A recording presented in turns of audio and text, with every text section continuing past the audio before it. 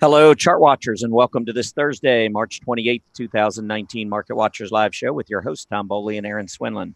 For those of you joining us for the first time today, welcome to the show. And for our regulars, welcome back. Well, let's take a look at what's going on with the market here. You can see the Dow Jones Industrial Average currently down 15 points. We were up a little bit earlier. The S&P 500 down near the low of the day, down 3 points. The NASDAQ down about 9 points. And the Russell 2000 well off its earlier high, currently flat on the session. 10-year Treasury yield is up about 2 basis points today, trading pretty close to that 2.39% level. Volatility index up a little bit today. It's been kind of moving quite a bit the last week or two, but it is off the highs that we saw earlier this week. Clothing and accessories having a huge day today, and there were 3 big earnings reports in the group. All beat top and bottom lines, had nice forecasts. Lululemon, you can see, up $21 today.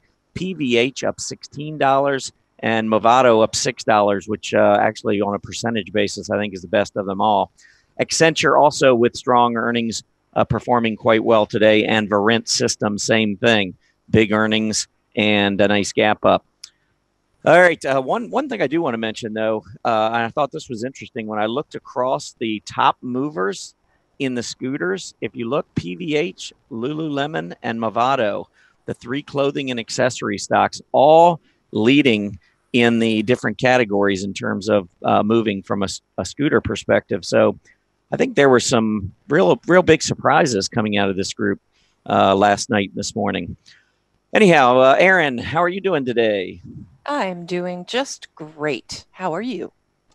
I am doing pretty well. Again, earnings were great. Looked like maybe the market was going to have a pretty good session today, and we've been seeing a lot of this back and forth volatility, and it seems to be kicking in again today. Indeed. I know you came into the week not particularly excited, and, really we haven't seen much happen. Yeah, I was thinking, maybe sideways. I don't remember if I went unchanged or lower. I just figured there were some headwinds that the market had to deal with. And I think that's what we're seeing. I mentioned on the hourly chart, that 20-hour EMA is not providing support or resistance. We just keep going above it, below it, above it, below it. To me, that's just a short-term directionless market. We just, looking for some direction one way or the other. Can't seem to find it. No, right now we certainly cannot. But we do have a special guest, and he's going to tell us exactly what's going to go on with the market today. And that's Dan Russo from Chaikin Analytics. Dan, how are you doing today? I'm doing well, Tom. Erin, thanks for having me. Looking forward to being on the show. Yeah, I just put you in the hot seat. I don't know if you heard that or not, but I did hear it. I did. Thank you so much for doing that. But it's interesting that you pointed out the short-term market seems directionless, and I would argue in the long term that seems to be the case too. If we just look at the 200-day moving average, is pretty flat. Yeah, that's a good point. I mean, I think intermediate term, we could all agree that we've been rising last few months. But yeah, you're right. Long term, we're right back to where we were 6 months ago. And short term, it's very choppy. Very, volatility's picked up, but we're going back and forth. So I can't wait to hear what you have to say about all this and what you make of it. Perfect. Yeah, looking forward to it. All right, we're going to bring you back in about 15 minutes. Great. I'd say let's go ahead and get things started. Absolutely. Let us do that. Upcoming schedule. We have an amazing week for you next week. We are going to be celebrating our 20th anniversary. Hard to believe StockCharts has been here with you that long, but we have a great lineup for next week and some special videos, so you won't want to miss it. Definitely tune in next week. And if you can't, certainly go to our YouTube channel and watch the replays. Today, as we were just talking to Dan, he will be doing the first couple segments looking at positioning for global growth slowdown, and that will happen right after the technical news and headlines. 10 and 10, our first symbol will be Zebra Technologies, ZBRA, if you want to go take a look at that chart. And finally, we're going to finish off with a segment called On the Move, and we'll look at stocks that we see that are on the move and that really should catch your attention right now. Let's go ahead and get started, though, Tom. Technical news and headlines. All right, sounds good. There were a couple economic reports out this morning. we had the Q4 GDP, the final number came out, and it was as expected, 2.2%, which was lower than the 2.6% that was, that we had previously. So we were expecting it to come down. It did. It met expectations. Initial jobless claims came in better than expected, only 211,000 this week versus the 225,000 expected. And then February pending home sales, if you remember, January's number was up over 4%. That was revised slightly lower. And then in February, it was a little worse than expected, but I think everyone was expected to back off a little bit. And it did. The pending home sales for February down 1%, market expecting 0.8%.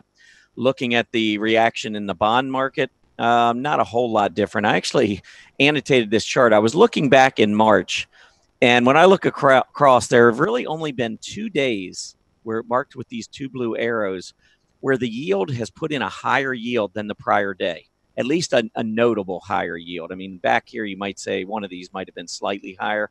Those were the only 2 days. I mean, when you look at this, we just been going down, down, down every day without much relief at all to the upside, which means there is a ton of buying in treasuries, which is very defensive. That would portend perhaps an economic slowdown ahead. And so I want to point out that there is a poll running right now. And basically, it's just to kind of gauge everyone's opinion as to whether or not you feel like there's an economic slowdown coming. What you kind of feel, if you have an opinion. If you don't, I think there's an answer there as well. But fill that out, because after Dan's presentation later, we're going to pull that up and talk about it a little bit. But certainly the U.S. Treasury market is at least telling us we need to be really cautious as we look ahead. As far as the earnings go overnight and this morning, we did have a number of companies out. Lululemon Athletica, this is a really pretty good sized clothing and accessory company. I believe it's a $22 billion company. So no small potatoes here. 185 versus 174. Really nice report. They beat on their top line, raised guidance going forward. PVH also strong report. I don't have Movado on this list. It's a smaller company. I think it's only about an $800 million company, but it too came out with really strong results. Literally all of these companies across the board came out with nice results last night. The only thing I would say is SNX and VRNT on your screen there. They did miss on their revenues. So the top line came up just a little bit short, both those companies. Otherwise, we had some really good reports that came out last night and this morning. Accenture was a strong one as well, also gapping up. But let's take a look at some of these charts and take a look at it on a relative basis. So here you can see, first of all, check out the volume here on Lululemon. This is 10 million shares already today. We still have another 30 minutes, a little over 30 minutes to go to get to the halfway point of today's session. Already 10 million. This is going to blow away the volume that we've seen on this chart for the last year. And in addition, it is gapping up above prior highs. I think this is an incredibly bullish day for Lululemon. Yeah, we might pull back. You might see a little bit of pullback in the near term, but I think further down the road, I think this really bodes well with some what appears to be institutional accumulation to me. Here is the breakout on the clothing and accessories index, taking out that late February high. So we had a nice little uptrend off the December low, pulled back throughout most of March, but now we're breaking back to the upside. We were already starting to move up before today, and then today we got the breakout in the group. But on a relative basis, you can see Lululemon actually breaking out relative to its peers. Really nice looking chart here. I think coming off of the underperformance that clothing and accessories had seen relative to the S&P. If we get this breakout, I think that would really bode well. I do like the consumer discretionary group in general, and this is an up-and-coming area, I believe, based on these reports and the reaction to these reports. PVH. This is PVH Corp. And again, in that clothing and accessories area that just broke out, you can see PVH breaking out. Now, PVH has still got a lot of work to do to get back to its 2018 high. And you can see that clearly here in this relative chart.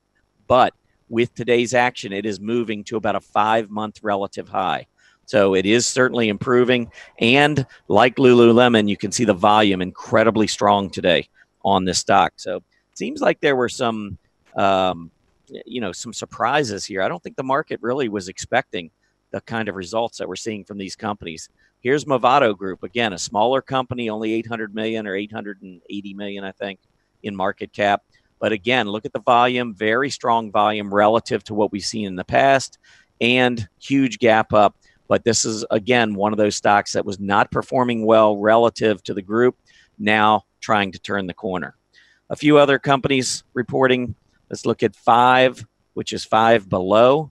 Well, they're more than 5 below. They're 8 above today, up $8, getting close to that 130 level. Another one with solid volume. And this is a much better group. You can see specialty retail has been very, very strong. If anything, 5 below had been a little bit of a laggard. This seems to be changing that. So I think you've got a pretty good stock here now in a strong area of the market. I would keep this on a watch list. SNX, this is Synex.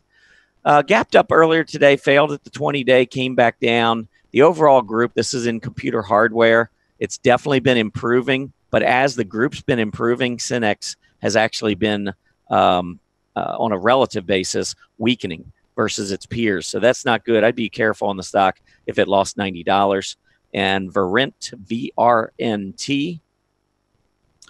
This one gapped up, made a nice breakout, and it is in the software space. So all of a sudden, all this sideways consolidation relative to its peers, we're getting a breakout. So I think this looks very good. And again, heavy volume. It's likely to be the heaviest volume we've seen in the last year. And that's accompanying a relative breakout along with an absolute breakout. I think VRNT looks quite good as well. Last thing I wanted to mention here before I turn it over to Erin is in my blog article this morning, I just wanted to point out, and this is something I'm keeping a pretty close eye on. You know, I like to follow what's going on in the treasury yields here in the U.S. relative to Germany. There's a lot of positive correlations that take place between our market and Germany's. I'm always, you know, we can look at versus Asian markets and some other European markets, but I really find that the correlation between the U.S. and German market is the one that's most positive and one that I want to keep an eye on. So what I've got here is the 10-year treasury yield here in the U.S. versus the 10-year treasury yield in Germany to see what the bond market is telling us in terms of expectations of economic growth. And you can see from 2017 throughout 2018 until back in November of last year, our rates were going up faster than Germany's. So that's telling me that our bond market believes that our economy is stronger, and what that normally translates into is a stronger currency. If you've got a stronger economy, then you should have a stronger currency, and that's what we had. But take a look at what's going on here now. We've got the yield in the U.S. actually dropping versus Germany. I would be watching these lows. Here was a prior high that we cleared. We have not gone back down below that level. And then the recent low in January was down just above 2.40. And again, this is the difference between the two 10-year treasury yields. But if we were to drop below that, I think that could be a problem for the dollar going forward. So right now we got the dollar in an uptrend. I've been bullish on the dollar, but I am paying close attention to what's going on right here. Okay, Erin, upgrades, downgrades, what do you got? All right. It was pretty slim pickings today. I was amazed. I actually am going to go over all of the interesting upgrades and downgrades that occurred today. So let's go ahead and get started with British American Tobacco, BTI. This group was upgraded by Citigroup from a neutral to a buy. You know, it's still in a nice little rising trend. But I do see the PMO, you know, it's come down and is triggering a sell signal. Looks like that signal is either going to come in today or it came in yesterday. And, you know, volume has been negative. Obviously, you can see with the OBV moving lower. And the one thing I also noticed is when we were coming in and coming down with this decline, you know, notice that volume sort of was petering out that whole time, which gave you kind of a sense that we would get a bounce. I would have expected it to come down to the 20, but it did not. It just stayed in this rising trend channel. I wouldn't be wanting to get into this necessarily, just simply because the PMO configuration right now. But overall, I mean, we could see it continue in this rising trend channel. We've seen the PMO get as low as 7.5, so that minus 7.5. So that means we could see the PMO move in a positive direction up to 7.5. So I think there's still potential. I certainly would be holding it. I don't know that like Citigroup, I would be in a buy position here. SeaWorld Entertainment, B. Riley upgraded SeaWorld from a neutral to a buy, and their target was raised from $30 to $34. So obviously looking for a high greater than what we've seen all year. You know, I like the little tiny breakout is what I'll call it, because when I look in the thumbnail, you can see that tiny little breakout. And of course, the PMO started to turn up as we were consolidating here and coming out of that, rounded bottom going on here. And so we got that breakout. We're not quite above what I would say is the next area of very short-term overhead resistance. I think there's a very high likelihood we'll see it come up above that. And then we would look for that move up to the $28 range or just below. You could see it go up even closer to 29 just based on looking at these shorter term tops. But what I did want to point out too is that when you're looking at this support area, and as I said, you can drag that support resistance line, you know, when you're annotating. And it's always interesting. I'll come over here and line it up and then come look back, and there you go. This area of support from February and March lines up almost perfectly with the tops from June and July, and also with the gap we saw back here. So I thought that was interesting to point out. It's, you know, sometimes looking backwards gives you a little bit, you can define your support and resistance areas a little bit better than what you're seeing in the shorter term, which is why I've become a big fan of this support resistance line tool, because usually I was just drawing from that local top or bottom and drawing over to see where I had my support and resistance, which is, you know, obviously a good thing to do. But it's nice to pull out this support resistance line tool and be able to see it go all the way back and line up with tops or lows that you get back here. So there's a low right there. So we came down, we didn't even have to test that 5750 area, and it's already starting to turn back up. I'm not thrilled with the declining PMO, and you can see the other indicators are also in decline. But of course, a bounce off of this level is certainly bullish. But I would be a little bit more cautious. I don't think I'd be coming in here off of this, this move to the upside. But Stifel decided Trex would be a good buy right now. Their particular target was raised to $72. So they're looking for a move, you know, up here. I don't see any specific support and resistance lined up there, but, you know, it'll be interesting to see if we can get up there. I would wait for the PMO to turn around. All right, TSG also upgraded from a hold to a buy. Really, it's just been in a trading range. You know, PMO is topping in the shorter term because we're coming back down from the top of that thinner trading range that started up here at the beginning of January, mid-January. This one just doesn't have a whole lot of potential here. I don't really want to get involved in a stock in a straight-up trading range for the past, it looks like 5 months. So, yeah, great on the upgrade, but not anything that interests me particularly. All right, moving to some downgrades here. FedEx was downgraded from a positive to a neutral. Again, another one that's been in a trading range, not quite so long as TSG had been, but you know, I'm not thrilled with these trading range plays. Notice also the PMO, it's pretty flat because we're not getting much out of momentum right now. Certainly we are getting that bottom on the PMO. You can see it if you go to the thumbnail. And we, you know, we're a little bit on the low side of this range. We could watch it move all the way up here to that, you know, 185 range. But again, you know, range bound right now. So I would like to see the kind of charts that I would look for a breakout. Final one I'm going to go over, and interestingly enough, Quantana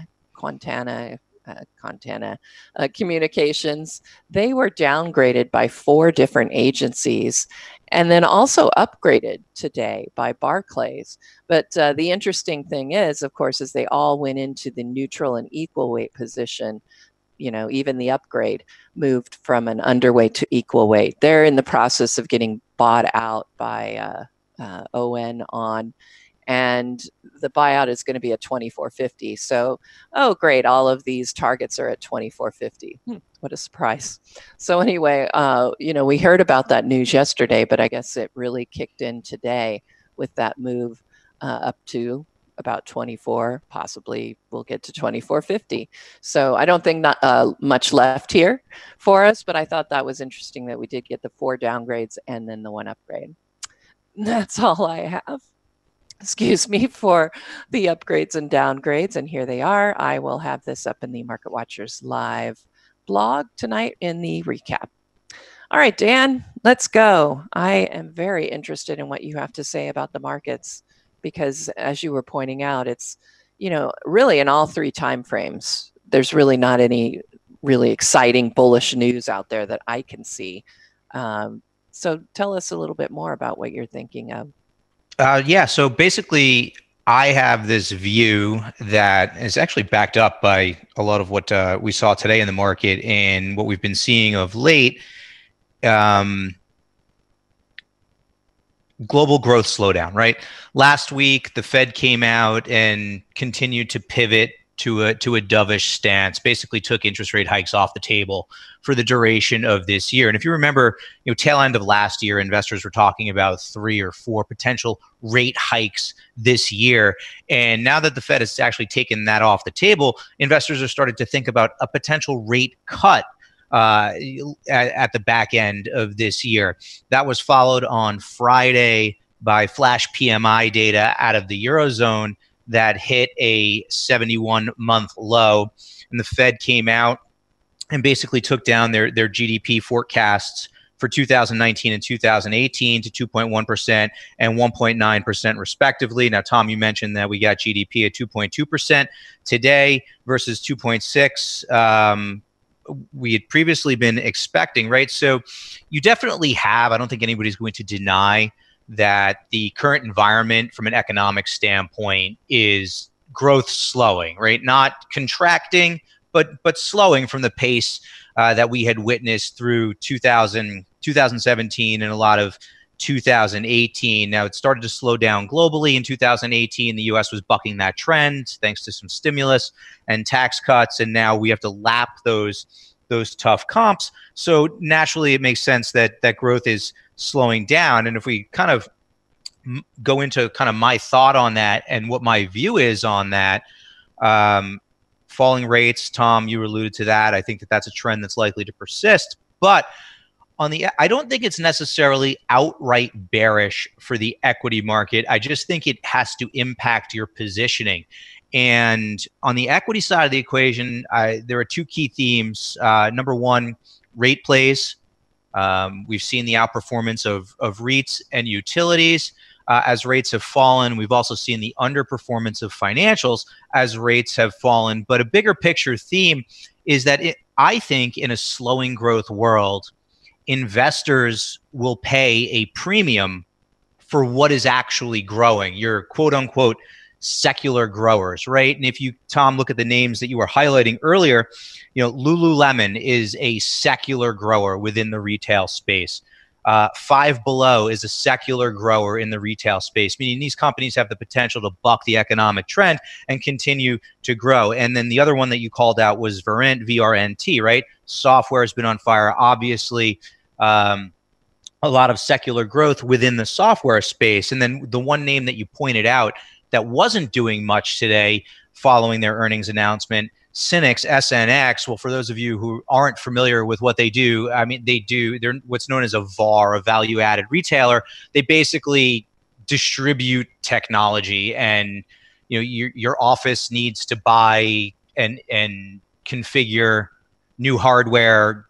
A company like Synnex helps you with that. That is not secular growth. So the 3 names that you could apply the secular growth label to are all performing well, gapping higher today. And the one name that's not, kind of going nowhere, kind of spinning its wheels. So I have this view that in a slowing growth environment, investors are going to pay a premium for growth. So just a quick rundown on who I am. I'm been on the street for 19 years. I'm a chartered market technician. So I've taken the 3 exams that you have to pass to earn the CMT designation. And I am the co-chair of the New York chapter of the CMT Association, along with a couple of other really talented people. And prior to joining Chaikin Analytics a little over a year ago as their chief market strategist, I spent 10 years covering large institutional investors from a sales and trading desk, right? So the firms that are out there upgrading and downgrading the stocks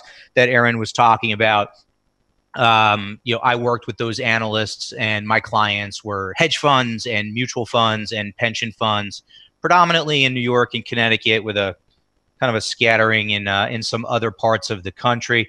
So that's a little bit on my background. So I was just wondering, kind of like, how are you positioned as global growth slows? I think that's kind of the conversation we need to be having with ourselves as investors, right? The last time I was on, I talked about relative strength and how important it is to my process and why it's really important to the process. So, a lot of people like to come out and say, what do you think of the market? Do you think the market's going up, or going down? What have you? What's your view on the market? And, while it's a good question, I don't always think it's the right question. I'm more interested in what's outperforming and what's underperforming. And as I think about how I want to structure a portfolio, I want to be positioned in the parts of the market that are outperforming and shy away from the parts that are underperforming. So just kind of bigger picture on the S&P 500.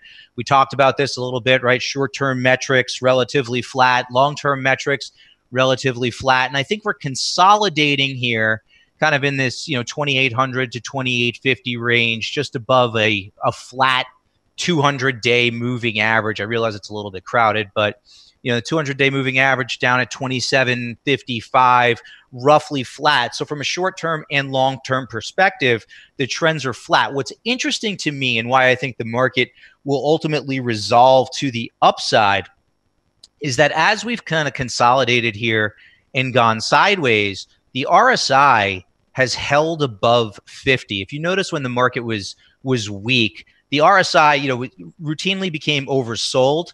And on the rallies, the RSI, would have a hard time getting much above the 50 level, right? The opposite is true now, similar to what we saw before the market topped out in the fall. When the RSI is able to kind of become overbought and then doesn't really fall much back below the 40 or 50 level, that tells me that the momentum is bullish and that you want to use pullbacks to support in the market to identify your strong stocks in your strong industry groups. And we have a model that rates stocks. It's a 20-factor model, right? So I want to be looking for the stocks that we rank very bullish and bullish when they pull, that are outperforming the market when the market pulls back and tests and holds support. So that's kind of my view, bigger picture right now. But again, not everything is created equal. I think you want to skew towards the large cap side of the spectrum because small caps are underperforming. Tom, you brought up some relative charts. I love relative work. I don't look at anything without looking at it on a relative basis. So if we take a look at the IWM, the iShares Russell 2000 ETF, right? Notice that the difference here, right? We're still below the 200-day moving average. You've got some resistance up here around the 160 level. RSI, the opposite of what we saw in the S&P 500 here, breaking down below that 50 level and kind of trending lower. And just at the bottom of the page, you can see a clear downtrend for the IWM relative to the S&P 500. So it's kind of step one as I'm thinking about names that look compelling to me. I'm more likely to skew towards the large cap side of the market and kind of avoid the small cap side of the market while this relative trend is in place. Breadth is one of the things that I'm pointing to that actually calls for us to resolve to the upside. The percentage of stocks in the S&P 500 currently trading above their 200-day moving averages is at about 56%. And this chart is as of yesterday. It might have downticked a little bit yesterday, but it's still above 50%. And if you notice, we're above those interim highs from back in the fall. That to me bodes well for the market, because if I look at how the market tends to perform over the next 6 months, when this metric is above 50%, and this is data going back to 2010, markets higher 6 months later 85% of the time when this metric is over 50%, for a median return of about 6.24%. So there's some statistical evidence based on market breadth that argues for a resolution to the upside. Is it guaranteed? Absolutely not. But base rates matter, and we're paying attention to them. And at the same time, investor positioning is bullish, and I should say it's contrarianly bullish. This is data out of Merrill Lynch last week. They performed their global fund managers survey, and what it showed is that global equity allocations, so allocations to equities as opposed to other asset classes, fell to their lowest percentage overweight since 2016. So when you hear the phrase, there's dry powder on the sidelines, or there's a lot of cash on the sidelines, well, here's a graphical representation of that. So I think that as investors kind of increase their overweight to equities, that could be a tailwind for the market here, pushing up and out. But obviously, we want to be positioned in the right way. The other big story, Tom, you touched on it. You had a great chart in there, looking at the U.S. versus Germany. Here's just the 10-year Treasury breaking below support at the 2.4% level. Below the 50-day moving average, below the 200-day moving average, both of those heading lower. And again, if we look at momentum in the same way, look at the RSI here, routinely becoming oversold, and on rallies can't get much above that 50 level. So there's downside momentum to this move in yields, which leads me, we've been, for those of you who listen to my morning show every day that airs on StockCharts at 9:15, you've heard me say for a while, I think that the path of least resistance for yields is lower. So that's beginning to play out. Now, we are a bit oversold in terms of yields, overbought in terms of the price of the bonds. So a little bit of a retracement move can't be ruled out. But I think ultimately, from a trend perspective, the path of least resistance for yields remains lower. And Tom, you talked about Germany. I'll take it a couple of steps further. I asked the question, is there room to fall for yields in the U.S.? And if we look at places like Japan and Germany, yields are actually negative. These are the 10-year yields for Japan, Germany, Great Britain, Australia, and the U.S. And if you look on a relative basis, we're still above those other four major markets. So as investors globally search for yield, there's a relative component to this play here. And you can make the case that investors will continue to bid up our treasuries, especially relative to some of these other developed markets. So globally, paints a picture for the potential for yields to fall further. So as I said, we favor growth in a slowing growth world. So an ETF, for those of you who trade strictly ETFs, an ETF that plays on that theme is the iShares S&P 500 Growth ETF. So if you think about what we're talking about here, we're talking about large cap growth, right? Kind of clear uptrend off those December lows. We've cleared these interim highs here. And again, if we look at momentum, becomes overbought, and on the pullbacks doesn't really get much below 50 at all.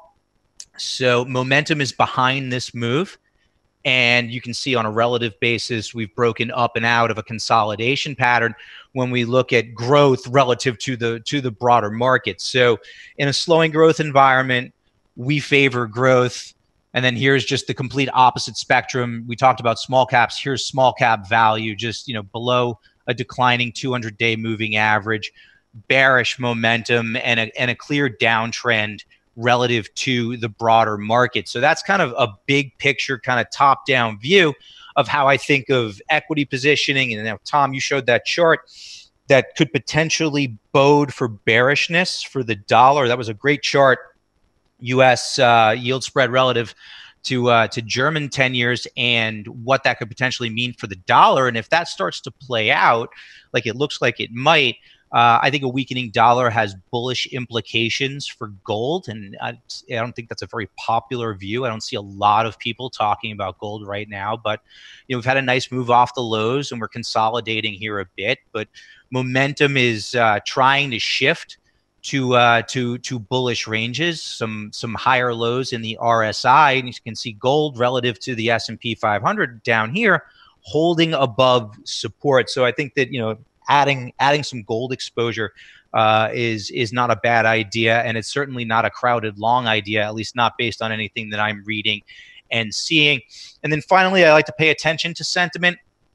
This is the CNN Fear Greed Index, and it's currently on a neutral rating. Back around Christmas Eve when the market was making lows around 2350, this reading got to about a 2. I don't think I've ever seen it that low.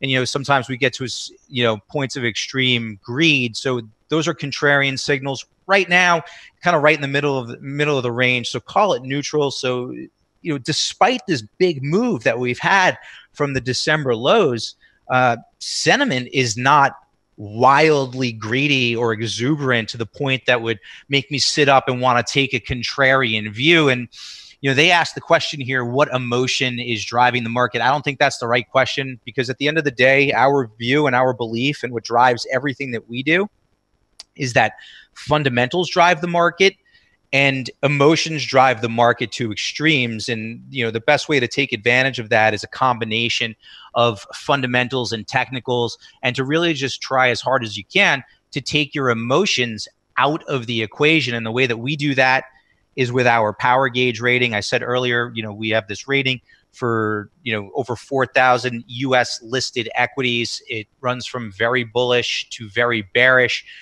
Over time, both the back test and out of sample, our very bullish and bullish stocks tend to outperform the market.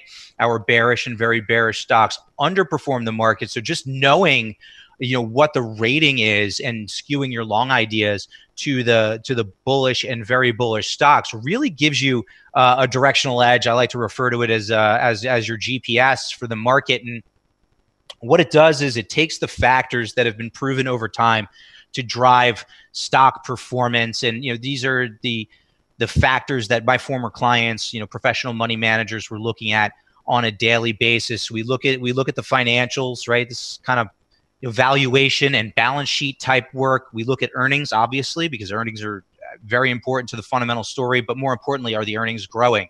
Are companies surprising to the upside, right?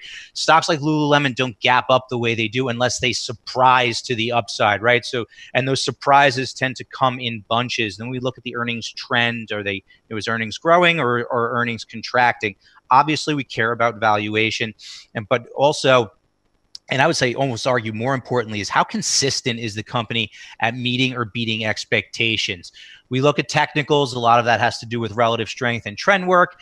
And then our kind of secret sauce is what we call experts. We're looking at what those analysts are doing with their ratings, what investors are doing, right? Is the short interest high or low? What the insiders are doing. And we roll up these 20 factors to kick out a rating that's a reliable indicator of a stock's potential, right? And the reason we use models, again, the word emotion always comes to mind. And I love this quote from Jim O'Shaughnessy. He runs O'Shaughnessy Asset Management in Connecticut. Models beat human forecasters because they reliably and consistently apply the same criteria as opposed to human beings who are swayed by emotions and opinions, right? Think about how you felt in December when the market was trading, down 20% from the highs, right? Taking those emotions out of the equations is one of the keys to investment success. And it's, one of Jim O'Shaughnessy's other quotes that I wish I could find a slide for, but I haven't been able to yet, is arbitraging human behavior will always be a sustainable investment advantage. And I really believe that as much as possible. We are emotional creatures, and especially when it comes to money, and that sways our decisions. So having an unbiased model is really, really helpful in mitigating some of the emotional biases that we have. So our model kind of works from the top down, or at least that's how I view the world. So we started with our view on the market. And once we have that view on the market, we want to look for the sectors and industry groups that are likely to outperform and are currently outperforming, right? So what we can do is we can look at the different sectors and look within each sector to see how many stocks within our model currently have a bullish rating, a neutral rating, or a bearish rating. And we know that, you know, the fundamentals are driving that. And then we look at relative strength. So utilities are at the top of the list. They've been at the top of the list for a while. Healthcare and financials have solid fundamentals, but are currently underperforming the market. So we're kind of skewing away from those groups. I don't think that it makes sense to be outright bearish because the fundamentals are strong, but it doesn't make sense to be aggressive on the long side in those groups because the relative strength, what I really dove in on the last time I was here, is just not there. These groups are underperforming. Tech and real estate round out the list of groups that have this bullish ratio, and the ratio is stronger than that of the S&P 500. And you can see the bottom of the list: energy, materials, you know, consumer discretionary at the bottom of the list. And we can do the same analysis at the sector level, at the sub-industry group level, to kind of get more granular if we choose to do that. So that power gauge rating really drives everything that we do. So we talked about tech. Technology as a market leader makes sense if you buy my thesis that investors will pay a premium for growth, right? When you think about growth, you think about, you know, the first thing that probably comes to mind is technology. And one of the things that we're doing now is we're actually rating ETFs as well. So we're applying that ratio that I just showed you, the percentage of bullish stocks to bearish stocks, to a technical overlay to come up with a rating for the ETFs. And we can see tech is, you know, basically broken through resistance, now support at the $72 level. And here's that measure of relative strength. We've turned relative strength into an oscillator. And when it's kind of above 50 and it turns green, we know that it's outperforming. Obviously, everybody knows Mark Chaikin for the Chaikin money flow indicator. So we look at that. So when I see a group that's outperforming with bullish money flow and has a bullish rating, I know I want to be skewing to that side of the market. And within tech, software, Verint, you talked about it. Software's been outperforming. This is the IGV proxy for the software group, and you can see up here, this ETF has a very bullish rating, strong outperformance, strong money flow. So I know when I'm looking at the individual stock level that, you know, within tech, I want to be looking for ideas in the software space like Workiva, ticker is WK.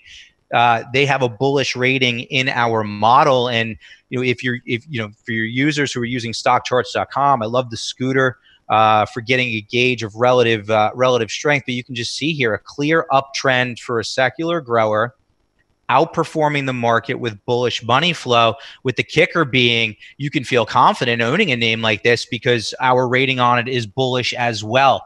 Same with a name like ACI Worldwide, right? Steady uptrend above the 200-day moving average, strong scooter rating, bullish Chaikin money flow, has a bullish rating within our model. So those are two names that I like on the long side in a leading part of the market, and both of these names are outperforming the market. Now, we talked about utilities, right? So the second part of my theme is, number one, pay up for growth.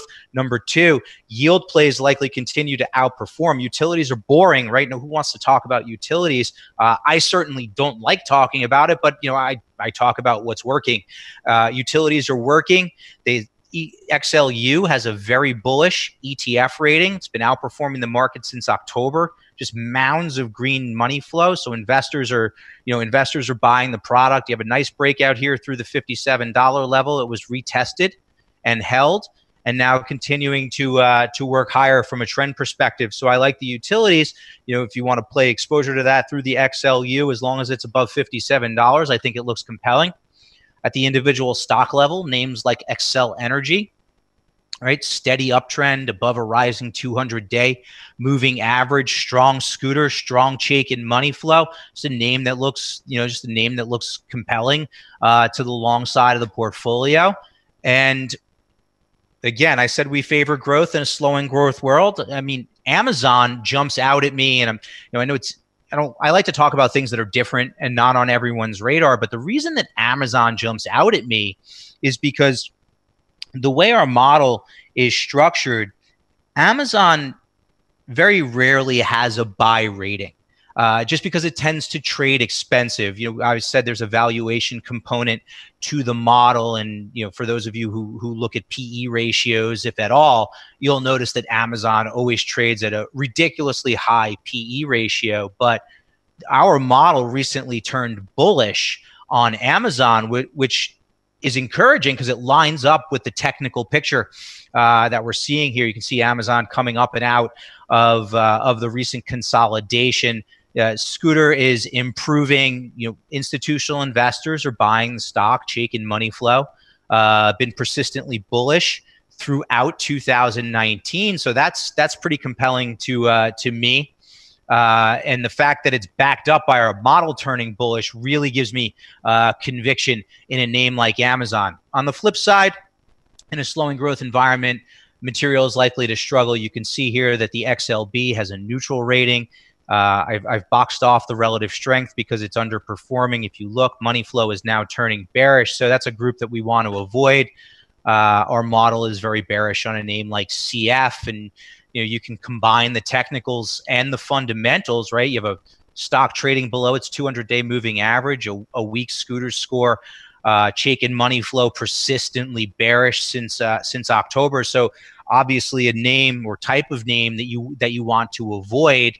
Financials, we talked about them, right? I showed you that ratio where financials were near the top of the list, but here's what I mean. Underperforming the market, so it's really hard to get excited. And to the extent that yields continue to trend lower, financials are likely to remain an underperforming area of the market. We recently called out CME Group as a bearish idea, and you can see it here from a technical perspective, and it's backed up by the fact that it has a bearish rating in our model. But really rolling over here below the 200-day moving average. Scooter, right? So relative strength just really deteriorating, and Chaikin money flow turning intensely bearish. CME type of name that we don't want to own in this environment. Transports, another economically sensitive part of the market in a slowing growth environment. If we look at the IYT, this fund has a very bearish rating in our ETF model. You can see clearly it's underperforming the market, and money flow is starting to go bearish. So I recently called out Delta Airlines for a bearish trade, and you just kind of, again, has a bearish rating in our model and does not look good technically. Breaking down through this short-term uptrend line, Scooter score showing the underperformance, and Chaikin money flow turning intensely bearish again. So Delta Airlines is a name that I would, at the very least avoid, or for investors who do trade to the bearish side, potentially look at ideas there. So the Chaikin Power Gauge, again, is a simple but powerful tool. It's our GPS for the market. It drives everything that we do. We actually have a product, our Power Pulse product, that we're offering as a special here for StockCharts.com members, so where you can kind of get the harness the power of the Power Gauge rating, right? So here's Amazon, right? We looked at the technical picture, but how great is it to know that it also has a bullish rating to back up what you're seeing in the technicals? And this is, a screenshot from that product. You can see the model just recently turned bullish. Money flow has been positive, and it's actually just recently begun to outperform the market. So rolling it all up, Amazon, a name like Amazon definitely looks compelling. And in addition to that, our Power Pulse users can look at watch lists, right? And personalized portfolio monitoring, so you can get up-to-date changes on the names that you're looking at. The analysis is done for you. The Power Gauge rating updates every night. And then every week on Sundays, you get Mark Chaikin's weekly market commentary, kind of set you up with everything that you need for the week ahead. And sometimes I fill in for Mark and write that note as well. So that's a lot of fun. And what we're doing is, we want to offer it here. You can try it for $9.99 for the first month. After that, it's $24.95 a month. You can cancel anytime. But if you head over to ChaikinAnalytics.com/StockCharts, you can take advantage of this offer for StockCharts members. And that's kind of it for now. I'd love to stick around for questions. I love questions. And Tom and Erin, I'll kick it back to you. All right. Well, you do have a couple of questions here. Great. Tell you what, before we get into the poll, I'll go ahead and share my charts and show you what the questions are. So here is the transports. Yep. The question that came in is, do the transports remaining below the 200-day moving average present a bearish indication longer term? Do you have any thoughts on that? I think so, right? A lot of people like to have the debate on whether or not the 200-day moving average is support and resistance. And, I don't have a strong view there. There are times where moving averages clearly act as support and resistance, and there are times when they don't. But to me, they're a measure of long-term trend, right? Especially the 200-day moving average, right? So the fact that the transports are below their 200-day moving average, it's hard for me to be bullish on them in that environment, and I would rather skew to the bearish side. So again, the technical setup is bearish, and it's confirmed by the fact that when I look at an ETF, right, like IYT, that has a bearish rating. Well, what is that bearish rating telling me? It's telling me, number one, that the trend is bearish, right, because the trend is a big component in that rating. But drill down, it's telling me that the constituents within that fund, the fundamentals, are skewed to the bearish side as well. So when I can back up what I'm seeing in the trends with a fundamental picture that confirms it, that just gives me more conviction. So the fact that it's below the 200-day moving average is certainly not bullish. And the fact that the fundamentals don't look compelling skews me to the bearish side. Okay. Yeah, I would just also throw in there, I mean, it really depends on what part of the transport you're looking at.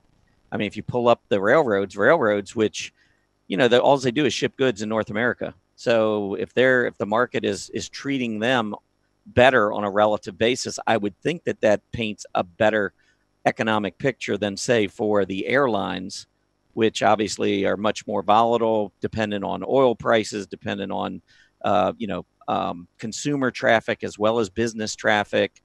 There's a lot of different things that go into the airlines, whereas I think the railroads are pretty, I don't know, for me anyway, they're more straightforward. The railroads are more straightforward. It's one of the reasons I like to take my analysis a step further. When I showed you those power bar ratios, right? I start at the sector level just to get a big picture understanding of what sectors are leading and what sectors are lagging. But I always like to drill down from there, right? Because some sectors are really, really broad, right? If you take a sector like consumer discretionary, well, there are 8 or more subsectors or industry groups within consumer discretionary, right? Home builders are part of consumer discretionary. Internet retail is part of consumer discretionary.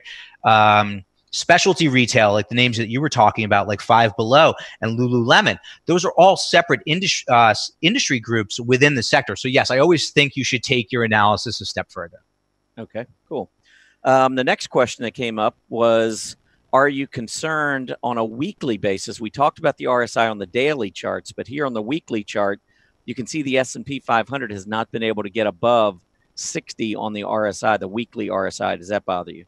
Well, it's a little slower moving. So what I'm kind of, obviously I want to see it continue to move higher.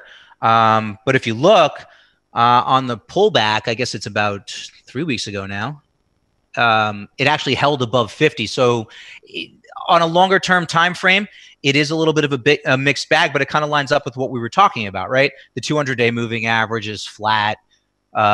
We've had this intermediate term run from December, right? So that's obviously bullish. So when I'm looking at things on a daily time frame, they're going to be a little bit more sensitive. Over time, I would expect that as the daily RSI remains above 50 and continues to become overbought, I would expect to see the weekly begin to trend higher as well. Okay. One other thought there that I'll add too. I pulled this up. This is a weekly S&P 500 chart back from 2000 to 2009, where we had 2 secular bear markets. And during those bear markets, right here, you can see the huge drops. We never saw the weekly PPO go back above 0. Never. Once we went above 0, the bear market was behind us. If we go back to this chart now, the PPO went negative back in the 4th quarter of last year. We have turned positive. Now, I'm almost positive that we didn't have any problems either in the cyclical bear markets of 1991 and 1998 as well. So this is another indication. I mean, usually you get bear market rallies, but they don't tend to last long enough for you to get that PPO to cross back over into positive territory. And it's been there now for almost a month. So I think that I kind of agree with you, Dan. I think that the majority of the signals are pointing to a continuation of the rally. Right. And it's just a function of how do you want to be positioned, right? Because I always look at relative strength. So while I believe that the quote unquote market is likely to go higher, I want to try as best as possible to position our clients or steer our clients towards outperformance, right? Because at the end of the day, we want to try to beat the market.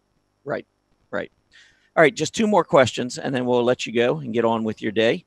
Amazon, I just pulled up on the chart because you were talking about it, but one of the questions was, would you or do you buy the stocks you recommend? So in other words, are you following those charts and buying those stocks? Not always, because I recommend stocks every day. I write a daily note where there's stocks, where there's stock ideas, my higher conviction ideas. I do. I own Amazon in a retirement account because I do think Amazon's a secular grower. So I don't own it in a trading account. I basically own it in an account that I hardly ever look at. I like to own things that are kind of a hedge on my life. Right. So just to give you so when, there's 3 Amazon packages a day on my front steps, I kind of want to own Amazon as a hedge on my life. I own Starbucks for the same reason, and Verizon for that matter. Yep. I get it.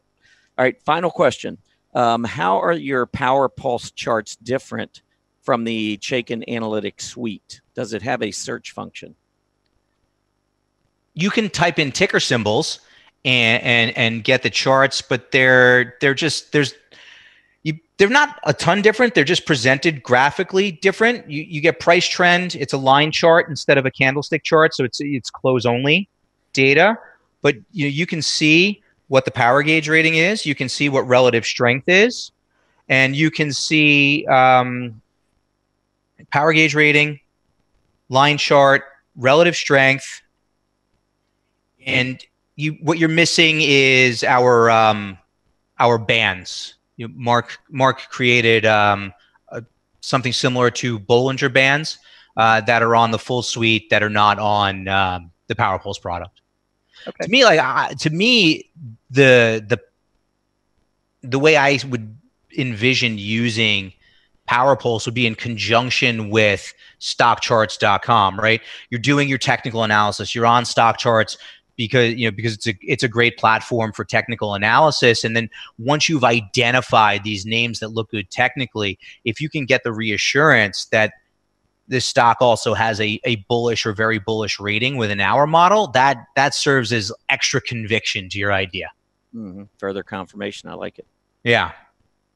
Okay, well, here is the poll that we put up on the screen. So it's a very straightforward question. Are you concerned about economic global growth slowing? And 3/4 of the respondents have said yes. Right. So it makes sense. I think the takeaway here is just because growth is slowing doesn't mean the market can't work higher, but you want to be positioned properly. So I hope I kind of hit that home, right? I don't think you want to be heavily in transports or materials. I think you want to be skewed towards A, secular growth, and B, the parts of the market that are going to benefit from further decline in rates, especially in light of the fact that, rates in Germany and Japan are negative. It's crazy. Yeah. Well, a couple points there. First of all, I would answer this yes. I didn't answer, but I would definitely answer yes. You've got to be concerned about economic global growth slowing. Erin, you want to chime in on that? Yes. Yes. I pay attention to all of it. You know what I mean? You have to. There's no way to just ignore what's going on globally. It has to affect your vision and what you're looking at in the market in general. Yep. Yeah, which kind of gets back to the point that I made. It's if you think, you can look at economic data as fundamental data, similar to what you would look at for a company's fundamentals, and it really is, combining the two is going to give you the highest likelihood of success. And listen, I'm a CMT, right? Chartered market technician. My process starts with technicals, but I believe in fundamentals, right? I spent 10 years covering institutional investors. They are predominantly fundamental investors, right? None of those investors are going to buy or sell a stock based strictly on the technicals. There has to be a fundamental underpinning to what they're doing. And I mean, I firmly believe that, because at the end of the day, you know, all else being equal, if I'm looking at two stocks that are in uptrends, I'd rather own the name that has solid fundamentals behind it. Yeah, no doubt. And one final thought, because we got to run here, but one final thought, and this is an old Wall Street adage: don't fight the Fed. We got central banks in Europe that are very dovish right now, trying to get, kickstart growth. And you've got a Fed here in the U.S. that was turning more hawkish in the fourth quarter. You saw what happened to the stock market. And now all of a sudden those rate hikes are out of the forecast and they're becoming much more dovish again. So for those who think, okay, well, if economic strength is slowing, we're in trouble in the market, I would argue that you don't want to fight the Fed. No, I would agree with that. The Fed got the market's message. No doubt about it. Dan, always a pleasure to have you on here. Really enjoyed your presentation today, and we look forward to having you back soon. Excellent. Thank you so much for having me. Thanks everyone for taking the time to listen. All right. Sounds good. Absolutely. Enjoy the rest of your week and weekend. Okay. Erin, you ready? I am ready. I have an RRG all set up here. Let's first go ahead and look at the picture. Most of them traveling very close to the benchmark of the S&P. And, I think a mixed bag as far as the travel direction here. And when I looked at the sector requests, pretty much a mixed bag here too. So let's go ahead and get started with Zebra Technologies, a request we did not get to yesterday. Okay, well, Zebra is on my strong earnings chart list. I really like the company. You can see on a relative basis, let me go down here to these bottom charts. Relative to its peers, it's rising. Relative to the S&P, it's rising. And in 2019, its peers were having a great year through February, pulled back, but starting to strengthen again. So I think the stock has held up really well, even though the group pulled back quite a bit. We've seen a very contained pullback. Really, it was just one day where Zebra pulled back. So I really like the stock. I think current price down to maybe that 200 level, just below 200, would be great entry here. All right. And a couple of very popular requests. The first one, 3 different people did it, and it came up near the top. So we have to do ctrip.com. All right, C-Trip. Yeah, I think it's in a bull flag. I love the gap up with earnings and the sideways consolidation since. So let me grab the support resistance line. You can see the sideways consolidation. I think that's your trading range for now.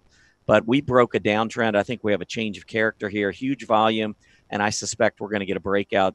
Now, because it has lagged since that earlier high, and you can see the group has been, for the most part, trending lower. We do have an outperformer here with C-Trip, but the group's been going lower. I'd make sure I keep my stops in play. If we go back down below 38, I'd be careful. Otherwise, I see this one going higher. All righty, let's see. Next one, the other very popular one was T-Mobile. It's apparently it's been falling like a rock and below the 50-day EMA. What are your thoughts? Yeah, I would watch this one closely. I know there's discussion about T-Mobile and Sprint, whether or not this deal is going to go through. And I think that's what's spooking a lot of folks today. This has been a good performer, and it's been in a good group, but you can see the entire group coming down today as a result of some of this talk. I think if we hold and we print this low down around 69 or just below 69 and can get back up above that 70 level today, I'm not ready to throw the towel in. But if we close where we are now or below, I had gotten out of all my positions a while back, and I've slowly gotten back into some. I'm not in T-Mobile at this moment, but if it closes back over 70, I'll definitely be considering this one again later today. I think this could be an opportunity. The stock was just up near 74 yesterday. Now we're getting an opportunity to get a lot cheaper. Just know that those discussions are out there, though. It does create a little bit more volatility and a little bit more risk in the near term. All righty. Let's see. Next one up, Berkshire Hathaway, BRK/B.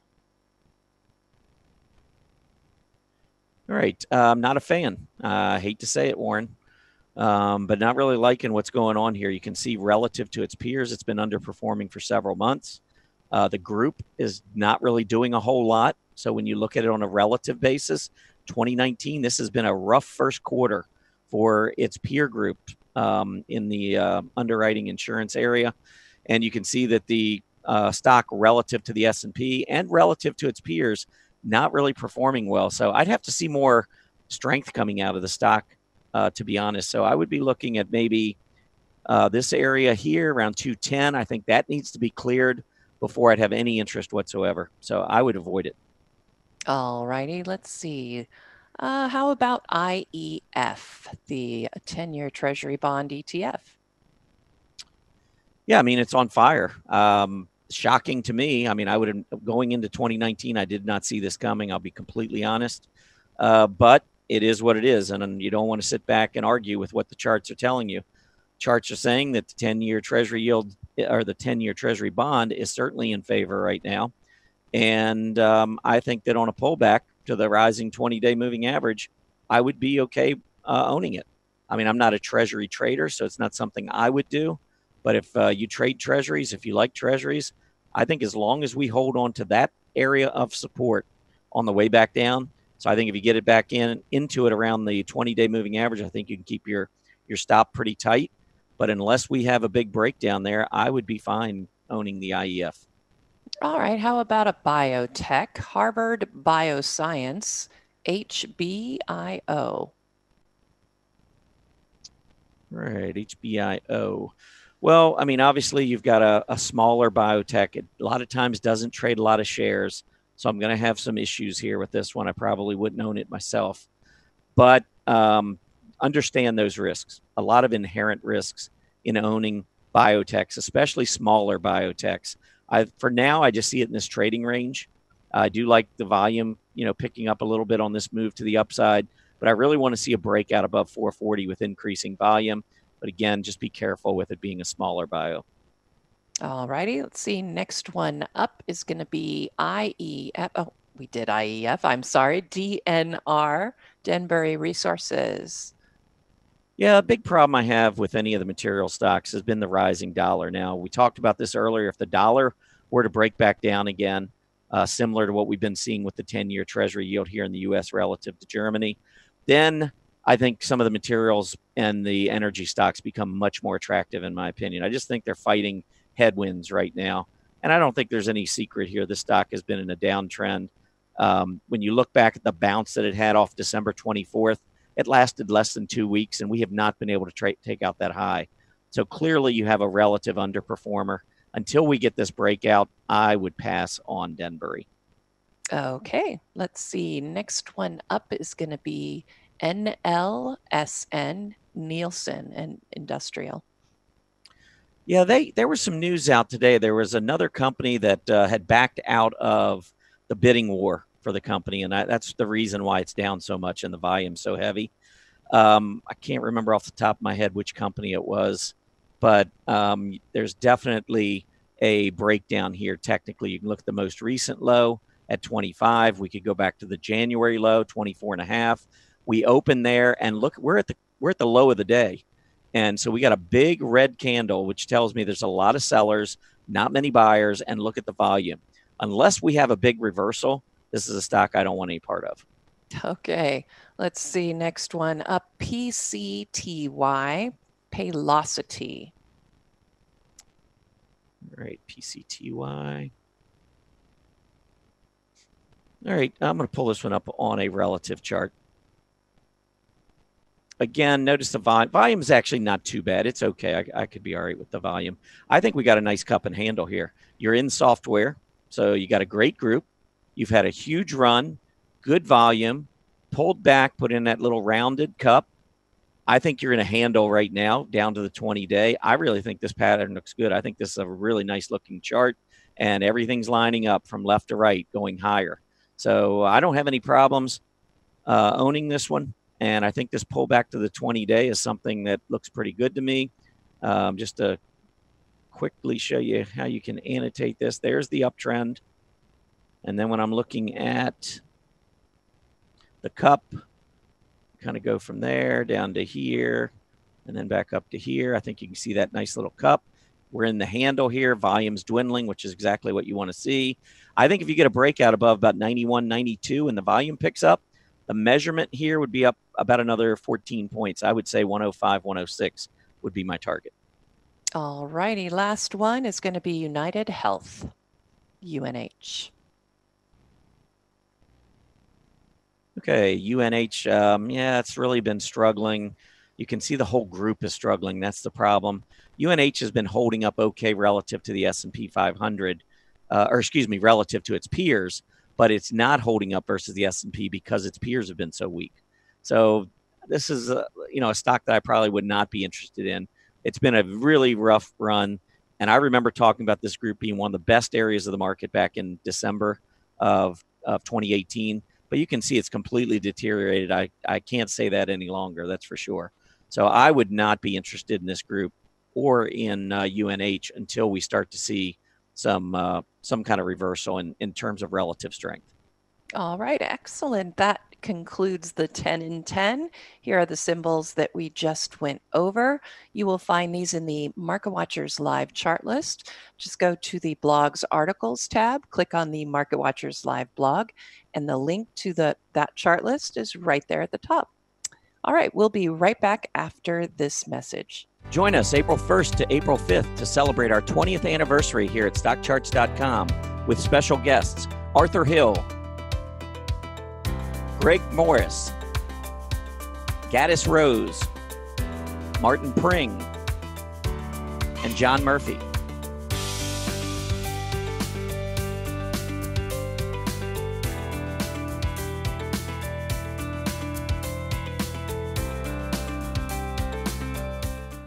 All right, it is now time for our final market update. As you can see, markets have made it back into positive territory after spending a brief period, about an hour or so, below yesterday's close. Currently, the Dow Industrials are up a little over 0.07%, not seeing that big of a move there. S&P 500 up 0.12%. NASDAQ also making a move higher. It is up 0.21%. Mid caps and small caps both rising. They didn't really take that much of a dip below the close yesterday, spending only a little bit of time in the negative range. And now we can see that also the Canadian markets are higher, really consolidating sideways since it looks like on Monday. We have the Treasury yields are slightly higher, reading 2.384%. VIX is coming down, reading at 1485. UUP gapped up and is consolidating, and GLD gold has gapped down and is consolidating sideways. USO, big dip this morning, but making a move back to take back about half of those losses. TLT is continuing to rise, but forming what looks like a very short-term rising wedge, which would suggest a breakdown below yesterday's close. And a quick peek at our sectors. Materials is the leader, as well as consumer discretionary, both up over 0.5%. And big loser right now is the utilities sector. It is down. XLU is now down over 1.25%. And that's all I have for my part of the final market update. What are you looking at, Tom? All right, I have an hourly chart here up of the NASDAQ. I just wanted to point out that the last two times we had decent-sized pullbacks on the NASDAQ, which was back in second week of February, and then also in the early part of March, we have, for the most part, just went straight back up. This time, after moving down, we bounced, and you can see these highs are getting lower and lower. We got equal lows. You can call it a descending triangle. You could call this a flagpole with a flag, bear flag after, whatever you want. But I would continue to watch this recent low and then maybe watch this trend line here to the upside, because as we continue to squeeze in here, I think this might be our first signal as to which way the NASDAQ and the overall market is likely to go. So just something to keep in mind from an intraday perspective, because we do have those negative divergences on the daily chart. So if we break down on the intraday chart, I think that's going to bode rather negatively for probably the next week or two in the market, in my opinion. So something to keep an eye on and watch. All right, let's move on to our final segment on the move. Erin, why don't you take it away and get started? I shall do just that. I really found my stocks that were on the move looking a lot at the market movers on my handy dandy dashboard for StockCharts. I looked at a couple of the candle glances, and I did run a few scans. I was just being really picky today about what I wanted to find, and I think I found 6 really interesting ones. So first of all, we're going to look at EQT Midstream Partners, and it is in the pipeline industry group. I like this stock. Really, I think the setup here with this flag is very textbook, coming off of a successful test of that December low. And now we're executing that particular flag. Next area, though, to keep an eye on, of course, is this overhead resistance here at about 46.25, 46.50. And you can see that it lands on a very strong support area that held back last year through the middle of 2018. And it also is matching up with that low, or the high we saw back in February. So that would be the area I would watch, but I really would look for this one to at least go up and test that 46.25 area. That could be a nice, tidy little profit. And then I would look at the PMO and see where we're at for it. And as you can see, we're on the buy signal already. It's still rising in a nice range here, despite forming that flag. It barely topped. It looks like it really just decelerated. OBV, sure, I'd like to see that trending upward, those tops trending upward, but I'm fine with where it is right now. So watch to see if we can't get EQM up to the 46.50 area. Next one is Hanes Brands, and this is a consumer discretionary. And I thought this one looked really good on the move today. It made this very nice breakout from a declining trend channel. And it is getting very close to that overhead resistance area at about 1850. But the PMO is turning back up. Look at the scooter. It's starting to really perform well amongst its peers. And I like seeing that increase in interest. So between the PMO slowing and decelerating and getting ready to turn up and this really fine breakout, I would be watching for a move to test that 1950 area. I suspect with the momentum push that we're getting with today's breakout, might see a bit of a pullback before we get above 1850, but I really am looking at 1950. And then if you really want to go back a bit farther, you can see we have a gap that still hasn't been filled yet. And, I don't see any reason why it couldn't be filled at this point. So it is in an area of the market in discretionary. I know you said you were liking it now, Tom, and I have to say, at least among those clothing and accessories groups, I do like Hanes brand. All right, a financial popped up in here, and it's got a similar setup to what we just looked at. A nice breakout from a short-term declining trend. You can see a little bit better action here on the OBV. I do like that. Notice that when you compare this price top and just where we currently are at right now, big difference, obviously, a lot higher the previous top. And what is happening already with the OBV is you can see that the OBV has reached readings that are above the volume top we had, the OBV top we had back here in March. And that sets up, I would say, a really nice positive divergence setup here. So I would be looking for price to make it up and test that top there from the late February, March tops. So I do like that as far as a financial. I'd like to see that area of the market increase its value and do better. And that one might be a source of an area that might look good, that particular stock in that sector. All right. This one, interesting. I said it was on the move. We've got Pioneer Natural Resources. We've broken out of a fairly, longer term anyway, consolidation zone. And now we've made that move out.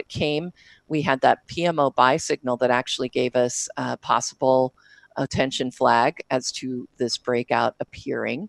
You can see Scooter is improving. OBV is doing all the right things with those rising bottoms.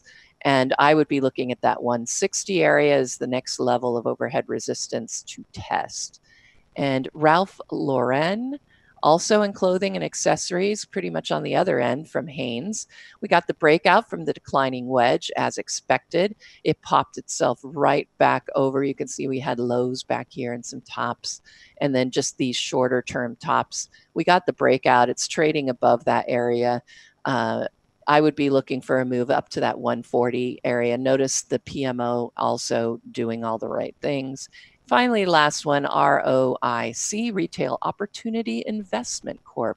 Still seeing REITs as an area of opportunity here, guys. PMO, buy signal here on ROIC.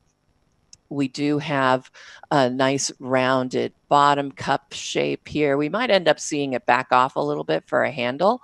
But we did poke out above longer term overhead declining trend here. We can see with that declining tops trend line. So we're coming out of that declining trend.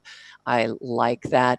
Of course, the next area of overhead resistance, and it looks fairly strong here when you look at the tops and the top here from February, could pose some issues at just about 1775. But I would have a target at this point around that 1825 area. And if I were getting into this with a more intermediate term investment mind, I would probably have a pretty big swing here.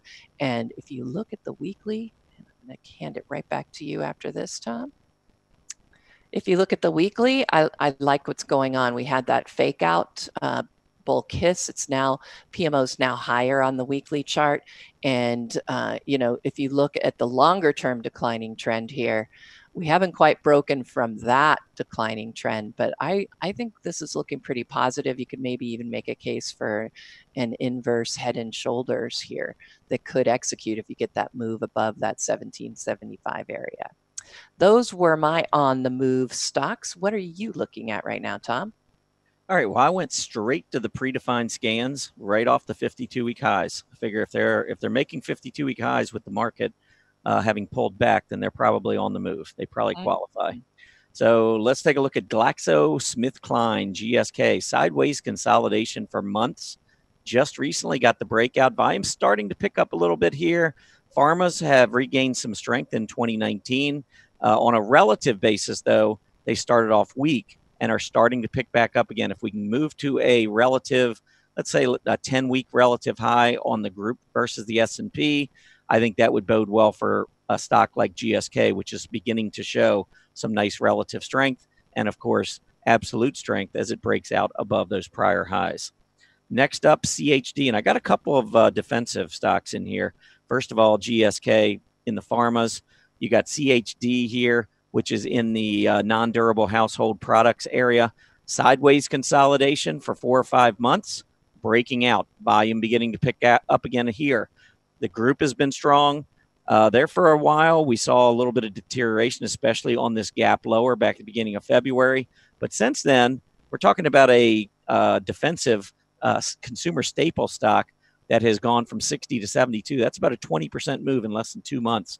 So it's moving like a technology stock. And on a relative basis, you can see that is starting to really pick up relative to the S&P. We had that pullback in January, early February, but since then, starting to show considerable relative strength again.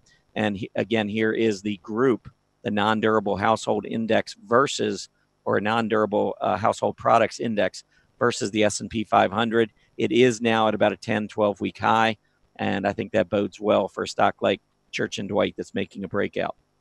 QSR, I really like the restaurant space. I've talked a lot about Starbucks, a whole lot about Chipotle, which has been, in my opinion, the best stock in the group. Well, here you got another one that's breaking out. Now, you look at the relative strength and you say, well, you know, this one's not nearly as strong as it was before. Well, it had a pretty nice stretch to open the year. With the restaurants moving up, this stock was outperforming the group and doing it on volume.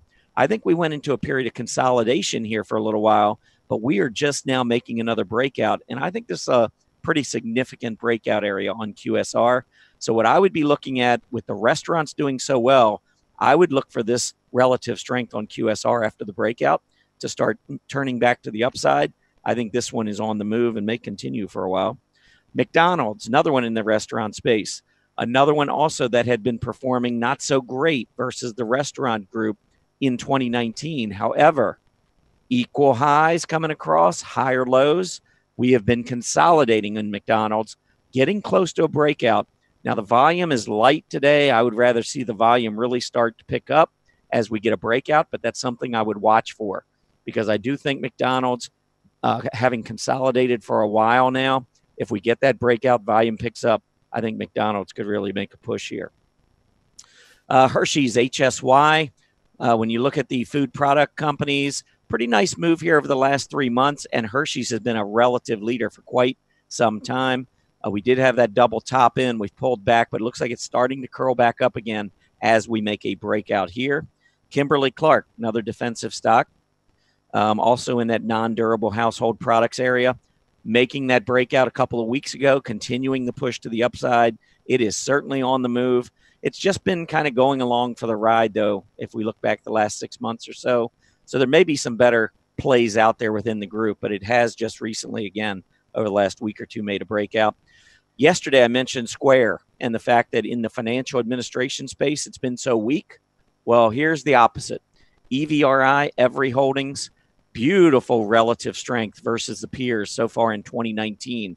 So if you're looking for a financial administration stock, hey, I know financials haven't been strong, but financial administration stocks have been among the best within the group. They are, pretty good growers. And look at the volume coming into this stock as it's made this push to the upside with the breakout. I think EVRI is certainly worth watching. And the last one I have is Outfront Media.